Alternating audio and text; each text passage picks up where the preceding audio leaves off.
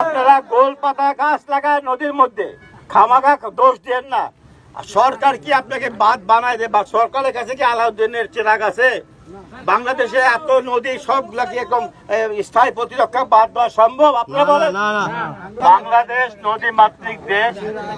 আমরা একদম একটা বদ্বীপ, বাংলাদেশ একটা বদ্বীপ। এখানে 405টা নদী আছে, বিভিন্ন সাইজের নদী আছে। আপনারা বসবাস করেন একদম দক্ষিণ অঞ্চলে, এরপরে তো সমুদ্র। এই সমস্ত জায়গায় যারা বসবাস করে, শুধু বাংলাদেশ না, পৃথিবীর সব জায়গায় যারা এরকম সমুদ্রের পাড়ে কিনারায় বসবাস করে, তাদের এই সমস্ত ঘূর্ণিঝড় জলোচ্ছ্বাস মোকাবেলা করতে হয় এবং মোকাবেলা করেও আসছে।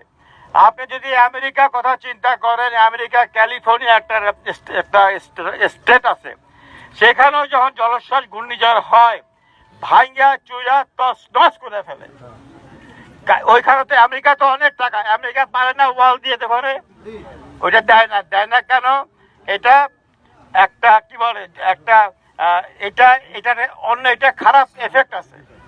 এই জন্য আমরা চাই যে এখানে আমরা বাদ দেব, আমরা ছোট আকারে বাদ দেব। আপনারা স্থায়ী প্রতিরক্ষা বাদ বলতেছেন, আমরা সেটা বিবেচনা করব। আমরা চাই এই এলাকা, নদী ভাঙন এলাকা যেন আপনাদের কষ্ট না হয়, আমরা চেষ্টা করব। কিন্তু আপনাদেরকে একটা বুঝতে হবে, আপনারা নদী ভাঙন আপনাদের এলাকা যদি রক্ষা করতে চান, আপনাদের যদি ঘর বাড়ি রক্ষা করতে চান, আপনারা সরকারের দিকে তাকায় থাকেন। সরকারের একার পক্ষে বাংলাদেশের সব জায়গায় এই নদী ভাঙন রক্ষা করা কি সম্ভব? প্রতিরক্ষা বাদ করতে হলে এটা সমীক্ষা করতে হবে। সমীক্ষা করতে সময় লাগে। একটা বর্ষা মৌসুম দেখে, একটা শুষ্ক মৌসুম দেখে।